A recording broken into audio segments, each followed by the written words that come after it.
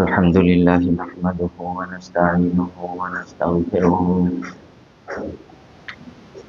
ونؤمن به ونتوكل عليه ونعوذ بالله من شرور أنفسنا ومن سيئات أعمالنا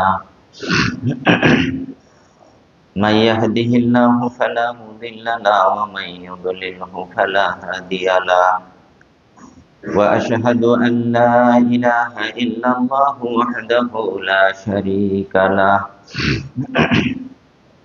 وأشهد أن محمدا عبده ورسوله أما بعد فإن خير الحديث كتاب الله وخير الهدي هدي محمد صلى الله عليه وسلم وشر الأمور محدثاتها وكل محدثة بدعة وكل بدعة ضلالة وكل ضلالة في النار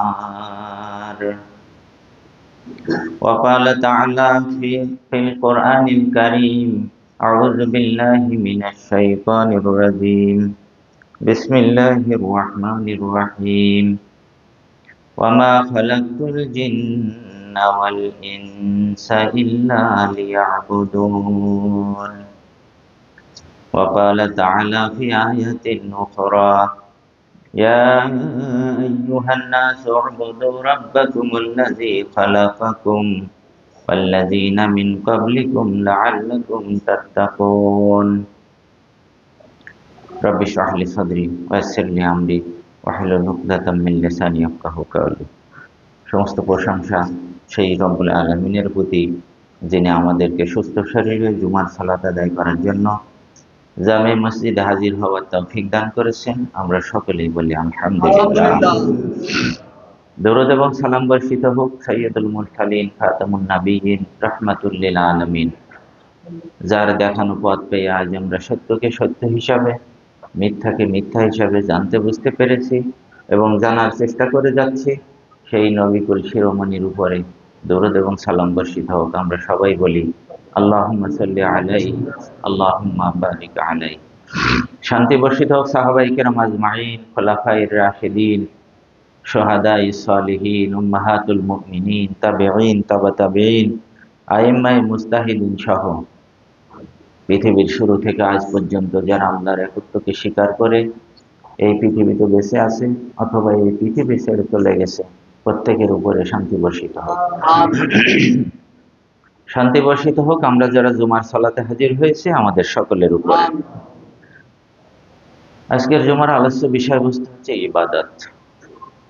সংক্ষিপ্ত সময়ের মধ্যেই এই বিষয়ের উপরে সামান্য কিছু আলোচনা করার চেষ্টা করব। ওমা তৌফিক ইল্লা বিল্লাহ, আলাইহি তাওয়াক্কালতু ওয়া ইলাইহি উনীব। সূরা জারিয়ার 56 নম্বর আয়াত। আল্লাহ সুবহানাহু ওয়া তাআলা বলছেন ওমা খালাকতুল জিন্না ওয়াল ইনস ইল্লা লিয়াবুদুন। আমি মানুষ এবং জিনকে সৃষ্টি করেছি শুধু এই জন্যই যে তারা আমার ইবাদত করবে। আল্লাহর ইবাদতের জন্যই আল্লাহ রাব্বুল আলামিন এই জিন এবং মানুষ জাতিকে সৃষ্টি করেছেন। এর অর্থ কি বোঝায়? অর্থ হচ্ছে আপনার প্রতিটি মুহূর্তেই হবে ইবাদত, প্রত্যেকটি কাজ হবে ইবাদত, প্রত্যেকটি কথা হবে ইবাদত। আল্লাহ এটা চাচ্ছেন। এরপরে আল্লাহ সুবহানাহু ওয়া তাআলা বলছেন সূরা বাকারার 21 নম্বর আয়াত, ইয়া আইয়ুহান নাসু উবুদু রাব্বাকুমুল্লাযী খালাকাকুম। হে মানব সকল, তোমরা তোমাদের ওই রবের ইবাদত করো যে রব তোমাদেরকে সৃষ্টি করেছে। অর্থাৎ আল্লাহ রাব্বুল আলামিন এখানেও আমাদেরকে বলছেন যে তোমরা তোমাদের রবের ইবাদত করো, সমস্ত মানুষকে, সেই রবকে যিনি তোমাদেরকে সৃষ্টি করেছেন এবং তোমাদের পূর্ববর্তীদেরকেও সৃষ্টি করেছেন, লাআল্লাকুম তাত্তাকুন।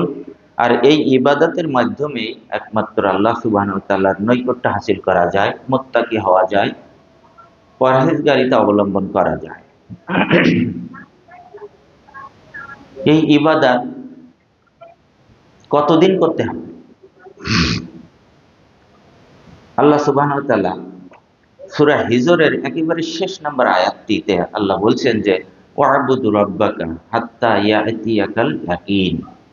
ওয়াবুদ রাব্বাকা, তোমরা তোমাদের ওই রবের ইবাদত করো, হাত্তা ইয়াতিয়াকাল ইয়াকিন, অর্থাৎ যতদিন পর্যন্ত না তোমাদের মৃত্যু হয়। তাহলে মৃত্যুর আগ পর্যন্ত, ইয়াকিন অর্থ মৃত্যু, মৃত্যুর আগ পর্যন্ত আমাদের ইবাদত করতে হবে। আমাদের ইবাদতে কোনো ছাড় নেই। কিছু ইবাদত আছে সার্বক্ষণিক, কিছু ইবাদত আছে দৈনিক, কিছু ইবাদত আছে মাসিক, কিছু ইবাদত আছে সাপ্তাহিক, কিছু ইবাদত আছে বাৎসরিক। এইভাবেই আল্লাহ রাব্বুল আলামিন আমাদেরকে তার ইবাদতের জন্য নির্ধারণ করেছেন, সৃষ্টি করেছেন। ঈসা আলাইহিস সালাম তিনি বলেছিলেন যে আল্লাহ সুবহানাহু ওয়া তাআলা আমাকে ওসিয়াত করেছে আমি যেন যাকাত আদায় করি এবং সালাত আদায় করি মা দুমতু হাইয়া, যতদিন পর্যন্ত বেঁচে থাকি। যেহেতু আল্লাহ বলছেন তোমাদেরকে ইবাদত করো বান্দাদেরকে, আল্লাহ রাব্বুল আলামিন যদি ইবাদতে ছাড় দিতেন তাহলে নবী রাসূলদেরকে ছাড় দিতেন, কারণ তারাই হচ্ছে আল্লাহ সুবহানাহু ওয়া তাআলার সবচাইতে প্রিয় মানুষ। তো যেহেতু নবী রাসূলরাই বলছেন যে আল্লাহ আমাকে ওসিয়াত করেছেন আমি যেন যাকাত দেই এবং সালাত আদায় করি যতদিন আমি বেঁচে থাকি, তাহলে যতদিন বেঁচে থাকবো ততদিন আমাদের ইবাদত করতে হবে। ইবাদতে কোনো ছাড় নাই। আমাদের নবীর জীবনী দেখলেও আমরা বুঝি যে আল্লাহর নবী মুমূর্ষু অবস্থায়, কখনো চেতনা কখনো অচেতন, এমন অবস্থায়ও তিনি সালাত সালাত উম্মতদেরকে উদ্দেশ্য করে বলছেন যে হে আমার উম্মত, তোমরা সালাত আদায় করবে, সালাত ছাড়বে না। তাহলে ইবাদতের ভিতরে সালাত হচ্ছে একটা গুরুত্বপূর্ণ ইবাদত। যে সালাত ছেড়ে যায় সে মুসলিম থাকতে পারে না। সুতরাং মুসলিম থাকতে গেলে আগে আমাদেরকে ইবাদত বন্দেগী করতে হবে। এর প্রেক্ষাপটে আমরা কিন্তু দৈনিক আল্লাহ সুবহানাহু ওয়া তাআলাকে বলছি ইয়াকা না'বুদু ওয়া ইয়াকা নাস্তাঈন, হে আল্লাহ আমরা একমাত্র তোমারই ইবাদত করি এবং তোমার নিকটেই আমরা সাহায্য চাই। যেহেতু আল্লাহ আমাদেরকে বলছেন যে তোমাদেরকে আমি সৃষ্টি করেছি আমার ইবাদতের জন্য, তাহলে আমাদেরকে তো তার পাল্টা একটা জবাব দিতে হবে। এই জন্য আমরা প্রতিনিয়ত সার্বক্ষণিক আমরা বলছি ইয়াকা না'বুদু ওয়া ইয়াকা নাস্তাঈন, আমরা তোমার ইবাদত করি এবং তোমার নিকটেই সাহায্য প্রার্থনা করি। কিন্তু আসলে কি আমরা ইবাদত করেই বলছি না ইবাদত না করেই বলছি যে আল্লাহ তোমার ইবাদত করি?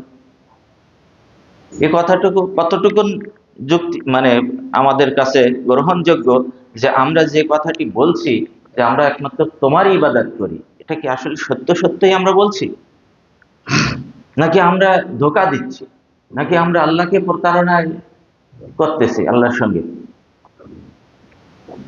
ইবাদত, কোন একটি কাজকে ইবাদত বলে সাব্যস্ত করতে গেলে দুইটা শর্ত লাগে। একটা হচ্ছে ওই কাজটি করতে হবে একমাত্র আল্লাহ সুবহানাহু ওয়া তাআলার সন্তুষ্টির জন্য, ইখলাসের সঙ্গে। আল্লাহ বলছেন ওয়ামা উমিরু ইল্লা লিয়াবুদুল্লাহা মুখলিসিনা লাহুদ্দিন। আল্লাহ আমাদেরকে আদেশ করেছেন যে তোমরা খালেস ভাবে, একনিষ্ঠ ভাবে শুধু তোমাদের সেই রবের ইবাদত করবে। আর এই ইবাদতটা করতে গেলে, আল্লাহর ইবাদতটা করতে গেলে তিনটা জিনিস লাগবে। একটা হচ্ছে ভালোবাসা, এই ইবাদতটা মহব্বতের সাথে ভালোবেসেই ওই ইবাদতটা করতে হবে, বিনয় নম্রতার সঙ্গে ওই ইবাদতটি করতে হবে, আর ভয় এবং ভীতি সহকারে ওই কাজটি করতে হবে। তাহলে এক নম্বর শর্ত হচ্ছে যে একমাত্র আল্লাহ সুবহানাহু ওয়া তাআলার উদ্দেশ্যেই করতে হবে। দ্বিতীয়টি হচ্ছে ওই কাজটি নবী মুহাম্মদুর রাসূলুল্লাহ সাল্লাল্লাহু আলাইহি ওয়াসাল্লামের পদ্ধতিতে করতে হবে, তাহলেই হবে কি ইবাদত। তা না হলে ওই কাজটি যতই আন্তরিকতার সাথে করেন, যতই মহব্বতের সঙ্গে করেন, যতই ভয় ভীতির সঙ্গে করেন না কেন, যদি ওটা রাসূলের পদ্ধতিতে না হয় তাহলে সেই কাজটি ইবাদত হবে না। আল্লাহ সুবহানাহু ওয়া তাআলা আল্লাহর নবী ইবনে মাজার একটি হাদিস, 43 নম্বর হাদিস, রাসূলুল্লাহ সাল্লাল্লাহু আলাইহি ওয়াসাল্লাম বলেন যে কদ তারাকতুকুম আলাল বাইদায়ে লাইলুহা কানাহারিহা, আমি তোমাদেরকে এমন একটি সুস্পষ্ট দিনের উপরে রেখে যাচ্ছি যার রাতও তোমাদের কাছে দিনের মতো পরিষ্কার। তাহলে আল্লাহর নবী আমাদেরকে যে দিনের উপরে রেখে গেছেন সেই দিনটা হচ্ছে রাতের বেলায়ও আমরা দিনের মতো পরিষ্কার দেখতে পাবো। অর্থাৎ এর ভিতরে কোনো জাল নাই, কোনো ভেজাল নাই, কোনো সন্দেহের যুক্ত কিছুই নাই। এমন একটা স্বচ্ছ দিনের উপরে আল্লাহর নবী আমাদেরকে রেখে গেছে। এই কারণেই আল্লাহ রাব্বুল আলামিন তার শেষ আয়াতটি কোরআনুল কারীমের এর মাধ্যমে জানিয়ে দিয়েছেন যে আল ইয়াউমা আকমালতু লাকুম দীনাকুম ওয়া আতমামতু আলাইকুম নি'মাতি ওয়া রাদিতু লাকুমুল ইসলাম দীনা। অর্থাৎ আমি আমার নিয়ামত, আমি আমার ইসলাম, আমি আমার সব কিছুকে পরিপূর্ণ করে দিলাম, ইসলামকে তোমাদের জন্য মনোনীত করে আমি আল্লাহ রাজি হয়ে গেলাম, সন্তুষ্ট হয়ে গেলাম। তার মানে আল্লাহর পক্ষ থেকে যে বিধান নাজিল হয়েছিল, আল্লাহর নবী যেটা করেছেন, সাহাবাই কেরামরা সেটাকে বাস্তবায়ন করেছেন। এই বাস্তবায়ন করার মাধ্যমেই আল্লাহ রাব্বুল আলামিন সন্তুষ্ট হয়ে বললেন যে হ্যাঁ, আমি যে বিধান তোমাদের উপরে নাজিল করেছি এই বিধান তোমরা পরিপূর্ণভাবে পালন করতে সক্ষম হয়েছে। এটাই হচ্ছে দিন। আবু দাউদের একটি হাদিস যেখানে বলা হচ্ছে যে আল্লাহর নবী বলছেন বানি ইসরাইলরা হবে 72 গোত্রে বিভক্ত, তিরমিজিতেও আসছে, আর আমার উম্মত হবে 73 দলে বিভক্ত। তা আল্লাহর নবী সাহাবীরা জিজ্ঞাসা করলেন, ইয়া রাসূলুল্লাহ, সেই মানে 73 দলে বিভক্ত, এর ভিতরে একটি দল যাবে জান্নাতে আর বাকি 72টি দল যাবে জাহান্নামে। সাহাবায়ে কেরামরা জিজ্ঞাসা করলেন যে সেই দলটি কারা যারা জান্নাতে যাবে? আল্লাহর নবী বললেন মা আনা আলাইহি ওয়া আসহাবিহি। এই পর্যন্তই, যে আমি এবং আমার সাহাবীরা। এইখানে হলো সমস্যাটা কি? মা আনা আলাইহি ওয়া আসহাবিহিল ইয়াউম, এই ইয়াউম কথাটা ভারতীয় উপমহাদেশের আবু দাউদ থেকে উঠিয়ে দেওয়া হয়েছে। আর মিশরীয় আবু দাউদ, সৌদি আরবের আবু দাউদ, আপনি আরব আমিরাতের সাফানো আবু দাউদে দেখেন লেখা আছে যে মা আনা আলাইহি ওয়া আসহাবিহিল ইয়াউম, অর্থাৎ আমি এবং আমার সাহাবীরা আজকের এই দিনে যা করেছে এবং যা করছে এটাই হচ্ছে সেই দলের আমল, যে দলটা জান্নাতে যাবে। কিন্তু আবু দাউদে এই ইয়াউম শব্দটি উঠিয়ে দিয়ে তারা কি ফায়দা নিতে চাচ্ছে? তারা বোঝাতে চাচ্ছে যে আল্লাহর নবী বলে গেছেন সাহাবীদের আমলটাও সুন্নাহ গ্রহণযোগ্য। রাসূলের ইন্তেকালের পরে আমরা জেনেছি যে অনেক সাহাবায়ে কেরামরা তারা নিজেদের কিছু মতামত পেশ করার চেষ্টা করেছে। যেমন মুয়াবিয়া রাদিয়াল্লাহু তাআলা আনহু, তিনি একবার ঈদের সালাতে হাজির হয়ে গেলেন, তিনি খলিফা তখন, এসে সর্বপ্রথম খুতবা শুরু করে দিলেন। তখন যারা জীবিত ছিলেন সাহাবায়ে কিরামদের মধ্যে তারা বললেন, মুয়াবিয়া তুমি থামো, রাসূলুল্লাহ সাল্লাল্লাহু আলাইহি ওয়াসাল্লাম আগে সালাত আদায় করেছেন, তারপরে খুতবা দিয়েছেন, তুমি কি নতুন কিছু চালু করতে যাচ্ছ? তুমি কি বেদাত সৃষ্টি করতে চাচ্ছ? তখন মুয়াবিয়া বলল যে সালাম ফিরানোর পরে, সালাত শেষ করে সালাম ফিরানোর পরে সবাই চলে যায়, কেউ কথা শুনতে চায় না, এই জন্য আমি চাচ্ছি যে আগেই আমার কথাগুলো মানুষ শুনুক। ওই সাহাবায়ে কেরামরা এই কথার প্রতিবাদ করে সালাত না পড়েই ওই ঈদের মাঠ ত্যাগ করেছে, যে না, তুমি যে বেদাত চালু করতেছো এই বেদাতকে আমরা সমর্থন করতে পারি না। তাহলে আমাদের সমাজে এটা দেখেন, রাসূল কি বলছেন? আল ইয়াউম বলেই কিন্তু রাসূলুল্লাহ সাল্লাল্লাহু আলাইহি ওয়াসাল্লাম একটা গণ্ডি, একটা সীমানা আটকে দিয়েছেন, নির্ধারণ করে দিয়েছেন যে আজকের দিনে, অর্থাৎ রাসূলুল্লাহ সাল্লাল্লাহু আলাইহি ওয়াসাল্লামের জীবদ্দশায় সাহাবায়ে কেরামরা রাসূলের সামনে যা করেছে, যা বলেছে, যা সমর্থন করেছে ওইটাই হচ্ছে সুন্নাহ। কারণ রাসূলের জীবদ্দশায় কোনো সাহাবীর এমন কোনো সুযোগ ছিল না যে তারা নতুন কিছু করবে। যদি কিছু করে থাকে আল্লাহর নবী হয়তো বা সমর্থন দিয়েছেন, তাহলে ওটা রাসূলের কথা, ওটা রাসূলের সুন্নাত। আর যদি সামর্থ্য না দিয়ে থাকেন তাহলে ওটা বাতিল, প্রত্যাখ্যাত। এই ইয়াউম শব্দটি উঠিয়ে দিয়ে তারা বলছে যে ওই যে মুয়াবিয়া রাদিয়াল্লাহু তাআলা আনহু করছেন, কিন্তু মুয়াবিয়া রাদিয়াল্লাহু তাআলা আনহু কি রাসূলের সামনে এটা করেছিলেন? করেন না, রাসূলের ইন্তেকালের পরে। তাহলে রাসূলের ইন্তেকালের পরে কোনো সাহাবী যদি কিছু করে থাকে তাহলে ওইটা কিন্তু দ্বীন নয়, ওটা সাহাবীর ব্যক্তিগত আমল। এটা ভুলে যাচ্ছে। তাহলে ওইটা ছিল সাহাবীর ব্যক্তিগত আমল, ওইটা রাসূলের সুন্নাহ না। ওইটা যদি কেউ করে তাহলে ওইটা ইবাদত হবে না। আর ইবাদতের নিয়তে যদি কেউ করে তাহলে হবে কি?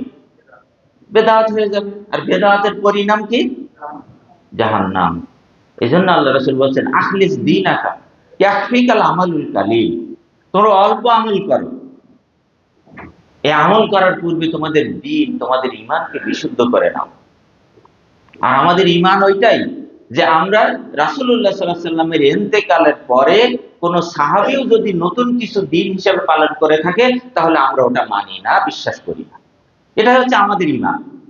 এইভাবে ঈমানটাকে যদি বিশুদ্ধ করে আমরা শুধুমাত্র আল্লাহর নবী যা করেছেন তার জীবদ্দশায়, নবুয়াতি জীবনীতে, তাহলে ওইটাই হবে ইবাদত। আমরা যদি ওইটা করতে পারি তাহলে ওটাই হবে সওয়াবের একটা মাধ্যম, ওটাই ইবাদত হবে। এর বাহিরে গেলে ইবাদত হবে না। এজন্য আল্লাহ নবী বলছেন আমি তোমাদেরকে এমন একটি স্বচ্ছ দিনের উপরে রেখে যাচ্ছি যেই দিনটা হলো যার রাতটা দিনের মতো পরিষ্কার। অর্থাৎ রাতে তো কিছু আবসা আবসা দেখা যায় না, অন্ধকার খুঁজে পাওয়া যায় না, কিন্তু এমন একটা দিন যার ভিতরে কোনো অস্পষ্টতা বলে কিছু নাই, আল্লাহ নবী এমন দিনের উপরে আমাদেরকে রেখে গেছেন। অথচ আমরা সেই দিনকে ছেড়ে আমরা ধোঁয়াশার মধ্যে পড়ে গেছি। মেশকাতের 1369 নম্বর হাদিসটি দেখো, বাইহাকির মধ্যে হাদিসটি আসছে। আল্লাহ নবী বলছেন কি, আল্লাহ নবীর নাম দিয়ে চালানো হচ্ছে, আল্লাহ নবী বলেন আল্লাহ নবীর নামে চালানো হচ্ছে। বলা হচ্ছে যে যখন রজব মাস আগমন করে তখন আল্লাহ নবী এই দোয়া পড়তেন। দোয়াটি কি? আল্লাহুম্মা বারিক লানা ফিমা রজাবা ওয়া শাবান ওয়া বাল্লিগনা রমাজান। অর্থাৎ আল্লাহ তুমি আমাকে রজব এবং শাবানের বরকত দান করো আর রমজান পর্যন্ত আমাদেরকে পৌঁছে দাও। এই হাদিসটি জয়ীফ। এখন আল্লাহ নবী তো বলে গেলেন আমি তোমাদেরকে একটা স্বচ্ছ দিনের উপরে রেখে গেলাম, তাহলে যে জিনিসটা জয়ীফ সেটা কি দিন হবে? অল্প আমল আমাদের নাজাতের জন্য যথেষ্ট, আল্লাহ নবী বললেন সেটা হতে হবে কি আমলে সালেহ হতে হবে, তাহলে অল্প আমল আমাদের নাজাতের জন্য যথেষ্ট হবে। ওই রজব মাসের 27শে রজবে দিনে সিয়াম পালন করলাম আর রাতে ইবাদত বন্দেগী করলাম, এটাই কি শুধু ইবাদত? বরং এটা যদি আমরা করি ইবাদতের নামে তাহলে কি হবে? এই জয়ীফ হাদিসের ভিত্তিতে তাহলে সেটা হবে বেদাত। এই জন্য কোন জাল এবং জয়ীফ হাদিস ইবাদতের ক্ষেত্রে গ্রহণযোগ্য নয়।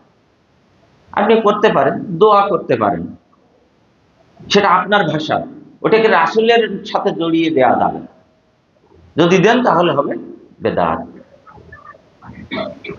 শাবান মাসের বরকতের কথা বলেছেন, শাবান মাসের কিছু ইবাদত আছে না? এটা ইবাদত যেহেতু রাসূল কর্তৃক স্বীকৃত, এই জন্য সেটা হবে কি ইবাদত। তো যখন কোনো ব্যক্তি আমাদের কাছে এরকম কিছু বলবে তখন আল্লাহ আমাদেরকে সেটাকে যাচাই বাছাই করতে বলেছে। আল্লাহ বলছেন কি, ইন জাআকুম ফাসিকুম বিনাবাইন ফাতাবাইয়ান, সূরা হুজুরাতের 6 নম্বর আয়াত। ইয়া আইয়ুহাল্লাযীনা আমানু, হে ঈমানদারগণ, যখন কোনো ফাসিক ব্যক্তি তোমাদের কাছে কিছু বলে তখন তোমরা সেটাকে কি করো? পরীক্ষা করে দেখো। তাহলে আমাদের পরীক্ষা করে দেখতে হবে যেটা সহিহ না এটা জয়ীফ। রজব মাস সম্পর্কে আমাদেরকে বলে দিল, আমরা অমনি রজব মাসের এই ফায়দা লুটে নেওয়ার জন্য রজব মাসের 27শে রজব সিয়াম পালন করলাম আর রাতে ইবাদত বন্দেগী করলাম, তাহলে হবে কি? আমাদেরকে জানতে হবে যে হাদিসটি কোত্থেকে এসেছে, হাদিস কি সহিহ কিনা। যদি সহিহ না হয় ওই ইবাদতে সময় নষ্ট করা আমার জন্য বৃথা হবে, পরিণামে ক্ষতিগ্রস্ত হবে। কারণ আল্লাহ রাব্বুল আলামিন সূরা কাহাফের 103 নম্বর আয়াতে বলছেন, কুল হাল নুনাব্বিউকুম বিল আকসারিনা আমালা, হে নবী আমি এমন কিছু লোকের কথা কি তোমাকে বলবো না যারা আমল করে অথচ ক্ষতিগ্রস্ত?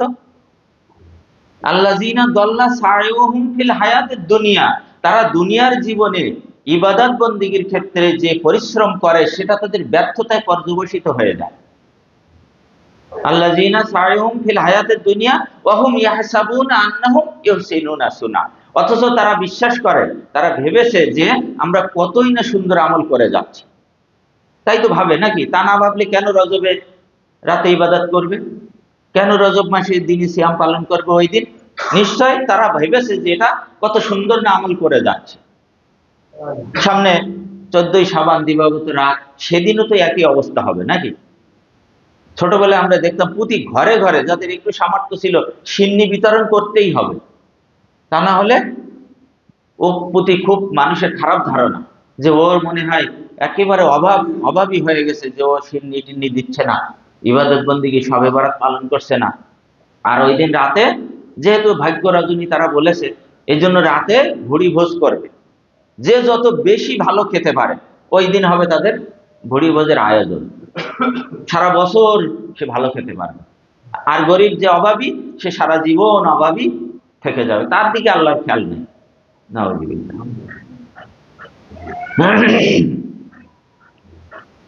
তো যখন কোনো কথা আমরা শুনবো তখন সেটাকে পরীক্ষা করে দেখব।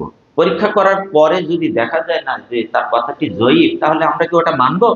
আল্লাহ রাব্বুল আলামিন সূরা জুমারের 18 নম্বর আয়াতে বলছেন, আল্লাযীনা ইয়াসতামিউনাল কাওলা ফায়াত্তাবিউনা আহসানাহু, তোমরা সব কথা শুনবে, সহিটাও শুনবে, জয়ীফটাও শুনবে, জালটাও শুনবে। কথার প্রেক্ষাপটে এখানে যদি একজন কথা বলতে থাকে, তাহলে আপনি তাকে তো টেনে নামাতে পারবেন না, বাধা দিতে পারবেন না, আপনাকে শুনতে হবে। সেই কথাগুলো শুনবেন, শোনার পরে আল্লাহ বলছেন ফায়াত্তাবিউনা আহসানাহু, ওই যে যাচাই বাছাই করবেন, করার পরে যেটা উত্তম সেটাই আপনি মেনে নেবেন। আর উত্তমটাই হচ্ছে সহিহ হাদিস। সহিহ হাদিস ছাড়া জাল এবং জয়ীফ হাদিস উত্তম নয়। সুতরাং এগুলো মেনে এগুলো আমল করা আমাদের যাবে না। আমরা যে ইবাদত বন্দেগী গুলো করি, এই ইবাদত বন্দেগী গুলো যায় কোথায়? আমাদের একটা আমল নামা আছে, আছে না? এই আমল নামায় লিপিবদ্ধ হতে থাকে, কথা ঠিক কিনা? আমি এক চাকরি করি, আমার একজন বস আছে, প্রতি বছর আমাদের আমল নামা পেশ করা হয়, তাই না? এপিআর, অ্যানুয়াল পারফর্মিং রিপোর্ট পেশ করা হয়। তো এই বসের সামনে যদি আমি ভালো কাজ না করি, তাহলে বস তো আমার ভালো রিপোর্ট দেবে না, দেবে? তো এটা দেখা যায়, এটা মানুষে করে। কিন্তু আপনার আমার আমল নামা দৈনিক 2 বার আল্লাহর কাছে পেশ করা হচ্ছে, দৈনিক 2 বার। আপনি কি ভেবেছেন যে আমার আমল নামাটায় কি যাচ্ছে? ওটা কি ইবাদত যাচ্ছে না অন্য কিছু যাচ্ছে? আমার আমল নামাটা কি ভালো জিনিস যাচ্ছে না খারাপ জিনিস যাচ্ছে? তা কি ভেবে দেখেছেন? মুসলিম শরীফ 342 নম্বর হাদিস, আল্লাহ রাসূল বলছেন যে ওয়া ইয়ারফাউ ইলাইহি আমালুল লাইল, তোমাদের রাতের আমল আল্লাহর দরবারে পেশ করা হয় কবলা আমালিন নাহারে, দিনের আমল করার পূর্বেই। দিনের আমল শুরু করার পূর্বেই রাতের আমল নামা আল্লাহর নিকটে পেশ করা হয়। তাহলে আপনি কি আমল করেছেন দিনে রাতে, যে আমলটা আপনার দিনের আমল নামা শুরু হওয়ার আগেই আল্লাহর কাছে পৌঁছে যাচ্ছে? আপনি কি ভেবেছেন যে আপনার গত রাতের আমল নামাটা ফজরের সময় আল্লাহর দরবারে পেশ করা হয়েছে, তাহলে গত রাতে আপনার আমলটা কেমন ছিল? এটা কি ভালো ছিল না মন্দ ছিল? যদি একটু খারাপ হয়ে যেয়ে থাকে, আল্লাহ রাব্বুল আলামিন বলছেন ইয়াদফা বিল্লাতি হিয়া আহসান, তোমরা প্রতিহত করো খারাপটাকে ভালো দিয়ে। অর্থাৎ একটা ভালো খারাপ কাজ হয়ে গেছে, আমি 10টা ভালো কাজ করব, যাতে করে আমার ওই খারাপ কাজটা ঢাকা পড়ে যায়। প্রতিহত করতে হবে খারাপটাকে ভালো দিয়ে, তাহলে আমার আমল নামাটা ভালো যাবে। কারণ আপনার ক্ষমতা নেই ডিলিট করার। আপনি কম্পিউটারে লিখছেন, ভুল হয়ে গেল, আপনি মুছে আবার কারেকশন করে লিখতে পারবেন। কিন্তু আপনার আমল নামায় যদি একটা খারাপ আমল ঢুকে যায়, এটা মোছার কোনো সুযোগ আপনার আমার নাই, আছে? তাহলে কি করতে হবে? আল্লাহ বলছেন ওটা বুঝতে পারবে না। কি করতে পারবে? ওটাকে প্রতিহত করতে পারবে। কিভাবে? ভালো আমল দিয়ে। খারাপকে ঢেকে দাও ভালো দিয়ে, বেশি করে ভালো আমল করো। তাহলেই ভুল হয়ে গেছে, একটা খারাপ কাজ করে ফেলছি, তাহলে বেশি করে ভালো আমল করতে হবে। রাতের আমল দিনের আমলের পূর্বেই আল্লাহর দরবারে পৌঁছে যায়। ও আমালুন নাহার, আর রাতের আর দিনের আমল কবলা আমালুল লাইল, রাতের আমলের পূর্বেই আল্লাহর নিকটে পৌঁছে যায়। তাহলে আমাদের আমল নামা দৈনিক 2 বার আল্লাহর দরবারে পৌঁছাচ্ছে, আমরা জানি না, বিধায় আমরা গাফেল যে আমার আমল নামায় কি যাচ্ছে, যায় যায়, আমার বস তো কি দিচ্ছে, বছর শেষে আমি রিপোর্ট পাবো, ভালো কি খারাপ, প্রমোশন হবে কি হবে না, চাকরি থাকবে কি থাকবে না। কিন্তু দৈনিক যে 2 বার আল্লাহর কাছে আপনার আমল নামা যাচ্ছে, এটা যদি আল্লাহ ব্যাক করে দিতেন, এটা যদি আপনাকে জানিয়ে দিতেন, তাহলে অবশ্যই আমরা ভালো কাজে লিপ্ত হতাম। কিন্তু আল্লাহ তো আমাদেরকে দেখাচ্ছে না, সেই কারণেই আমরা উদাসীন, আমরা আমাদের ইবাদতে গাফিলতি করি। বুখারীর তাওহীদ পাবলিকেশনের ৭৪৮৬ নম্বর হাদিস, আবু হুরায়রা রাদিয়াল্লাহু তাআলা আনহু তিনি বলছেন যে আল্লাহর নবী বলেন, ইয়াতাআকাবুনা ফীকুম মালাইকা, ফেরেশতারা তোমাদের নিকটে আসে, বিল্লাইলি ওয়া মালাইকাতু বিন-নাহারে, রাতে একদল এবং দিনে একদল, ওয়া ইয়াজতামিউনা ফি সালাতিল আসরে ওয়া সালাতিল ফজরে, এই ফেরেশতা সমূহ, ফেরেশতা মণ্ডলী একত্রিত হয় ফজরের সালাতে আর আসরের সালাতে। রাতে একদল আসে আর দিনে আরেক দল আসে, এই ফেরেশতা মণ্ডলী একত্রিত হয় ফজরের সালাতে আর আসরের সালাতে।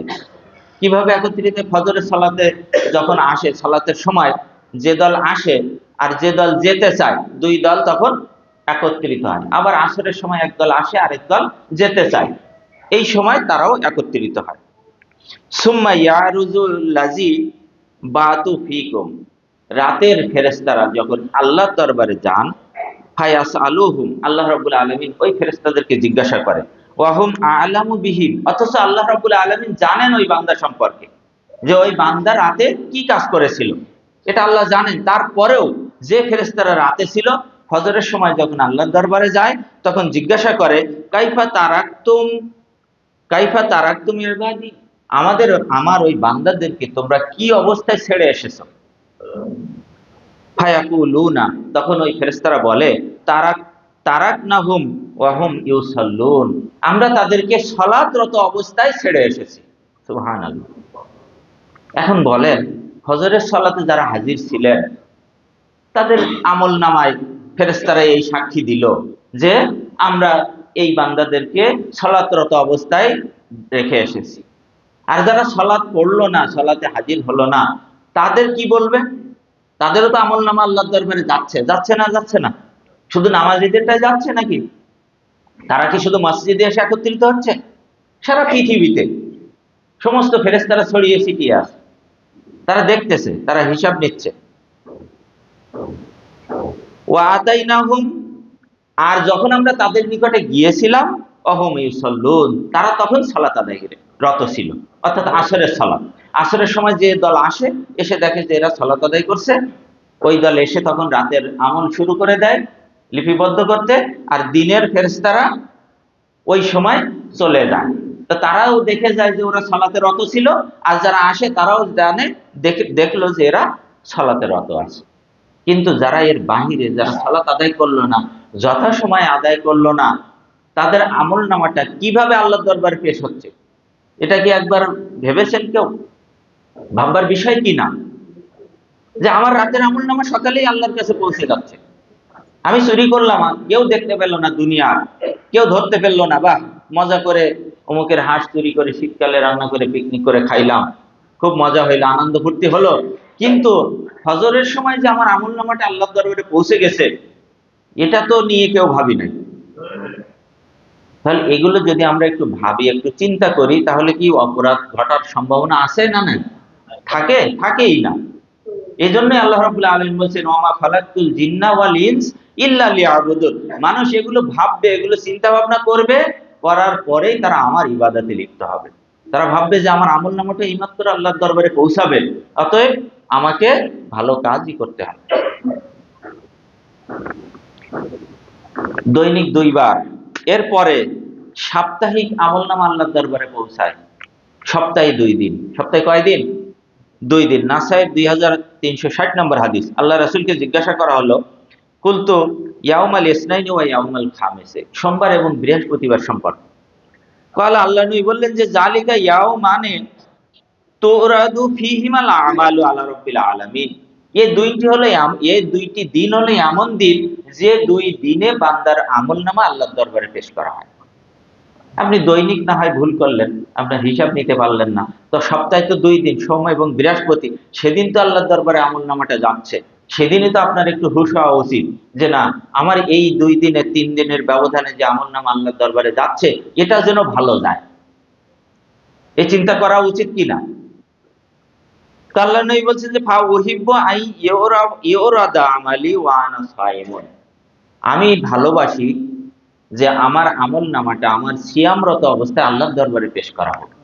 এই জন্যই তিনি সোম এবং বৃহস্পতিবার সিয়াম পালন করতেন। মুসলিম শরীফের হাদিসে আসছে যে তিনি সোমবারে জন্মগ্রহণ করেছিলেন, এই জন্য সিয়াম পালন করতেন, এবং এই সোমবারে তার নিকটে ওহী প্রেরণ করা হয়েছিল, এই জন্য তিনি সিয়াম পালন করতেন। তো যাই হোক, সিয়াম তাহলে সোমবার বৃহস্পতিবার 2 দিন আল্লাহর দরবারে আমলনামা পেশ করা হয়। তো আল্লাহ নবী ভালোবাসতেন এই 2 দিন সিয়াম পালন করতে। তাহলে আমরা কি এটা আমলটা নিজের মধ্যে নিতে পারি না? এটা যদি না নিতে পারি তাহলে আমরা আল্লাহর ইবাদতটা করলাম কোথায়? আল্লাহর দরবারে আমাদের কি পৌঁছাবে? এটাই তো ইবাদত নাকি? ইবাদতের কিছু মৌসুম আছে, কিছু সময় আছে, তার ভিতরে সোম বৃহস্পতি সিয়াম অতিরিক্ত ইবাদত। এরপরে বাৎসরিক আমলনামা। নাসাইয়ের 2359 নম্বর হাদিস, ওসামা বিন জায়েদ রাদিয়াল্লাহু তাআলা তিনি বলছেন যে আল্লাহ রাসূল বলেন, আল্লাহ রাসূলকে জিজ্ঞাসা করা হলো, ইয়া রাসূলুল্লাহ, লাম আরাকা তাসুমু শাহরাম মিনাশ শুহুরে মা তাসুমু মিনাশ শাবান। ইয়া রাসূলুল্লাহ, আপনি এত অধিক পরিমাণ সিয়াম পালন করেন এই শাবান মাসে, অন্য কোনো মাসে তো আপনাকে এত অধিক পরিমাণ সিয়াম পালন করতে দেখি না, এর কারণ কি? তো আল্লাহ নবী বললেন যে কলা জালিকা শাহরুন, এই শাবান মাসটি হচ্ছে এমন একটি মাস, ইয়াগফুলুন নাস আনহু, মানুষ গাফেল, এ সম্পর্কে উদাসীন। ওই সবে বরাত কবে আসবে, কবে ধুম ধাড়াক্কা হালুয়া রুটি খাবো, এই চিন্তায় মানুষ ব্যতিব্যস্ত। আল্লাহর নবী বলছেন যে এই শাবান মাস সম্পর্কে মানুষ গাফেল, মানুষ কোনো চিন্তা ভাবনাই করে না। বাইনা রজাবা ও রমাজান, আর এই শাবান মাসটা হচ্ছে রজব এবং রমজান মাসের মধ্যবর্তী একটি মাস। ওহুয়া শাহরুন, এই মাসটি হলো এমন একটি মাস, তুরফাউ ফিল আমাল ইলা রাব্বিল আলামিন, যে মাসে বান্দার বাৎসরিক আমলনামা আল্লাহর দরবারে পেশ করা হয়। আপনি একটা বছর কি আমল করেছেন, দৈনিক 2 বার যাচ্ছে, সপ্তাহে 2 বার যাচ্ছে, আবার বাৎসরিক ভাবে আরেকবার যাচ্ছে, প্রতি বছর একবার করে আল্লাহর দরবারে পেশ করা হচ্ছে। সেই মাসটি হচ্ছে কোন মাস? এই শাবান মাস। আমি ভালোবাসি যে আমার বাৎসরিক আমলনামাটা আমার সিয়ামরত অবস্থায় আল্লাহর দরবারে পেশ করা হয়। এই জন্যই তিনি শাবান মাসের অধিকাংশ দিন সিয়াম পালন করতেন। মা আয়েশা সিদ্দিকা রাদিয়াল্লাহু তাআলা আনহা বলছেন যে আল্লাহর নবীকে দেখেছি যে তিনি অল্প কয়েকটি দিন, হয়তো 2টা 3টা 4টা দিন ব্যতীত পুরো শাবান মাস সিয়াম পালন করে যেতেন। এটাই তো হচ্ছে ইবাদত। কি আপনার আমলনামায় যাচ্ছে, কিভাবে যাচ্ছে, আপনি কোন হালতে আছেন, কি করছেন, এ ব্যাপারে আমরা কিন্তু উদাসীন, আমাদের কোনো খবর নাই। সময় সংক্ষিপ্ত। সর্বশেষ যেদিন আল্লাহ সুবহানাহু ওয়া তাআলা বিচারের মাঠ কায়েম করবেন, সেই দিন আপনার সারা জীবনের আমলনামা আপনার সামনে পেশ করে দেবেন। এবার আল্লাহ উল্টে আপনাকে দিবেন। আল্লাহর কাছে এতদিন দৈনিক, সাপ্তাহিক, বাৎসরিক যে আমলনামাটা আল্লাহ রাব্বুল আলামিনের নিকটে পেশ করা হয়েছিল, এইবার আল্লাহ রাব্বুল আলামিন আপনার জন্ম থেকে মৃত্যু পর্যন্ত যত আমল আপনি করেছেন সেই আমলনামাটা এবার আপনার সামনে আল্লাহ রাব্বুল আলামিন পেশ করবেন।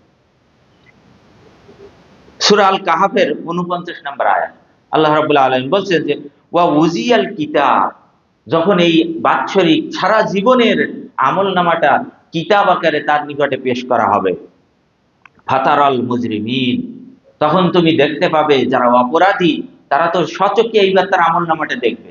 আপনি চাকরি করেন, আপনি তো আমলনামা বছর শেষে বস দিচ্ছে, হয়তো কোনো না কোনো ভাবে আপনি জানতে পারেন, দেখতে পারেন, প্রমোশন না হইলে বুঝতে পারেন, ইনক্রিমেন্ট বন্ধ হয়ে গেলে বুঝতে পারেন যে আমার আমলনামা ভালো যায় নাই। কিন্তু আল্লাহ রাব্বুল আলামিন তো আপনার রিজিক বন্ধ করেন নাই, আপনার অক্সিজেন বন্ধ করেন নাই, আপনার যাবতীয় শক্তি সামর্থ্য সবই আল্লাহ দিয়েছেন, কোনো কিছুই আল্লাহ রাব্বুল আলামিন অবিচার করেন নাই আপনার প্রতি। সুতরাং আপনি আমি কি করেছি, তো সেদিন অপরাধী তারা দেখবে আমার আমলনামা, এই দেখার পরে তারা ভীত সন্ত্রস্ত হয়ে যাবে।